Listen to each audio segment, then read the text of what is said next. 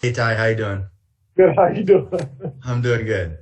I believe I've heard you mention that you estimate only about 25 to 30% of your offense has been installed so far.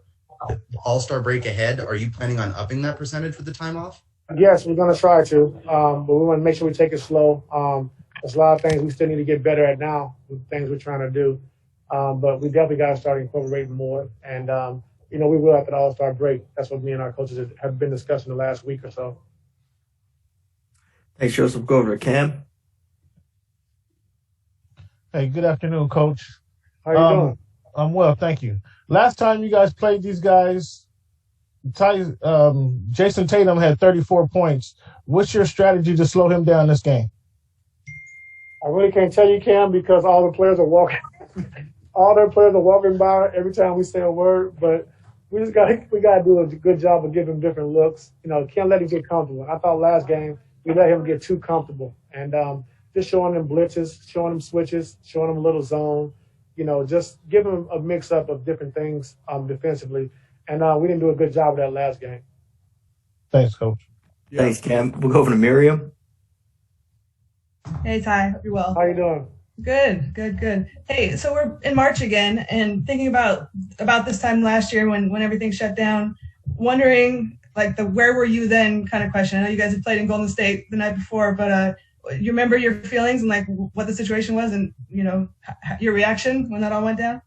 Yeah, it was a crazy reaction, but I didn't know it was gonna last so long. We just thought maybe a week or two, and we would get back to work. And after I got the call from L, said it could be a lot longer. Didn't know when it was gonna resume.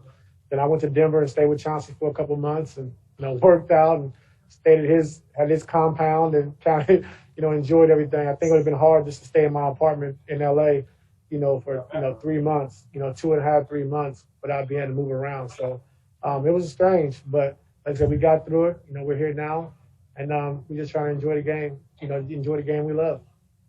Could you imagine that it would look like this a year later with you wearing a mask and doing a Zoom? No, ma'am, not at all. But I do kind of like it, so I ain't got to get too close to law, and I could be far back. Right on, man. Thank you, Ty. With that, we'll go next to Law. Happy March to you. I know you from Philly, Law. I know your whole background, man. So those, I know. Yeah. Oh man. Yeah, we got time. But going into this game tonight, the team's been concerned. You've had your players really speak up lately about the struggle of getting to the free throw line. Kawhi is saying like you need guys to be more aggressive, to drive more. Paul has tried his best to save his money, but we all know how he feels about the lack of free throws.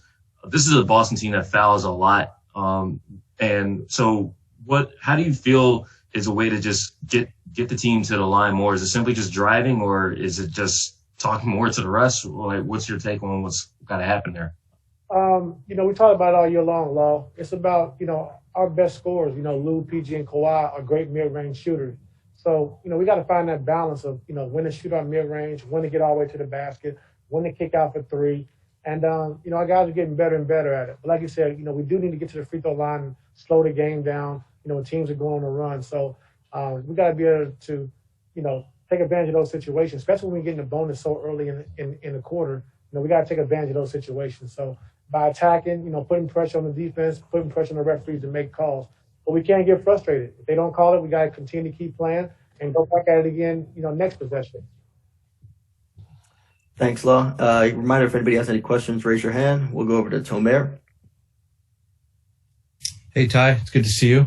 Yes, I'm curious. The other day, obviously piggybacking off the Milwaukee game, Kawhi and PG both said that they felt like the team got a little stagnant offensively, like there wasn't much flow to the offense late. But I remember I asked you a couple months ago, you said the philosophy in the clutch was sort of just get the ball to Kawhi and PG and let them, facilitate, make it happen.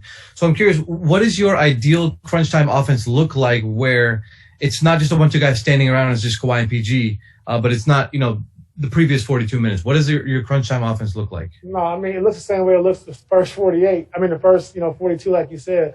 But we just got to do a better job of just taking advantage of what the defense is doing late in games. And like I said, I got to be better at putting those guys in position to get to their spots and then get the spacing right so those guys can make plays for themselves or for one another.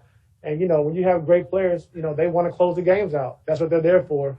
But with that being said, we still just got to, make the right play. And I got to get those guys in the right spots to make those plays. Can you pinpoint why exactly it gets so stagnant like that down the stretch when you guys play so well, moving the ball the previous 42? Yeah, I think people call it stagnant because y'all see a different basketball game now because of everything so spread and everything's threes. But Kawhi Leonard's a post player. So when you post Kawhi a lot, you can say it's stagnant. But, I would just say post to get the ball to him in his spot. And Phil Jackson, the first rule of thumb is penetration is posting the basketball. So nowadays it's kind of different because when you post the basketball, it's called stagnant. But I'm saying just getting our best player in his best spot and then kind of go from there. So we just got to take advantage of just, get him the ball there, but also having the movement, but also being able to make the right play out of that position. Thanks, Ty. Yes, sir. Thanks, Tomer. We'll go back to Miriam. I just wanted to ask about the reports that the NBA wants to eliminate the 50-game rule for two-way guys, and especially considering how well Coffee played for you guys a couple weeks ago. Could that matter to you guys down the stretch?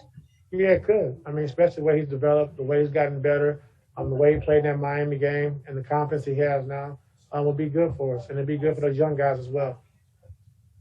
Right. Thanks, Miriam. Coach, it looks like it's all we have the hands for you today, so have a great game. Yes, sir. Let's do it.